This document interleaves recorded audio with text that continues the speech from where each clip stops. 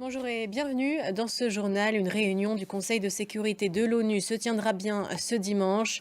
Après le début de l'attaque iranienne sans précédent sur Israël, Téhéran a lancé plus de 200 drones et des missiles en direction de l'État hébreu. La majorité a été interceptée par les systèmes de défense à l'extérieur des frontières. Écoutez le porte-parole de l'armée israélienne, Daniel Hagari. Une base militaire israélienne a subi des dégâts mineurs, selon l'armée israélienne. Après une réunion du conseil du cabinet de guerre israélien, Benjamin Netanyahou s'est entretenu avec Joe Biden. Jérusalem, Tel Aviv et tout l'État hébreu en état d'alerte.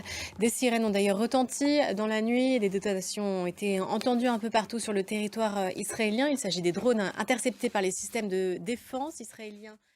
Puis avant de rejoindre Israël, ces missiles et ces drones survolent l'Irak et la Jordanie. En Jordanie, des détonations ont également été entendues dans le ciel.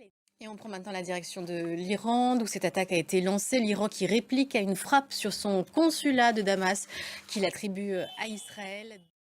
Et vous l'avez entendu, il s'agit donc d'une attaque sans précédent de Téhéran sur Israël. On revient justement sur des relations diplomatiques qui avaient pourtant bien commencé à la création d'Israël en 1948.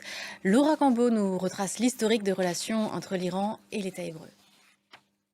Et puis les réactions à l'international après cette attaque. Washington, bien sûr, se tient aux côtés du peuple israélien en réaffirmant son soutien inébranlable.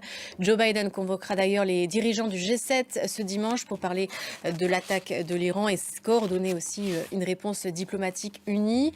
L'Union européenne condamne fermement. Josep Borrell évoque une escalade sans précédent. La France, par la voix du ministre des Affaires étrangères, condamne avec fermeté. Stéphane Séjourné évoque un Iran qui franchit un nouveau palier dans ses actions de déstabilisation. Et puis au Royaume-Uni, Rishi Sunak parle d'une attaque téméraire contre Israël, montrant que Téhéran a l'intention de semer le chaos. Et en Cisjordanie occupée, les forces israéliennes ont retrouvé samedi le corps d'un adolescent disparu un jour plus tôt.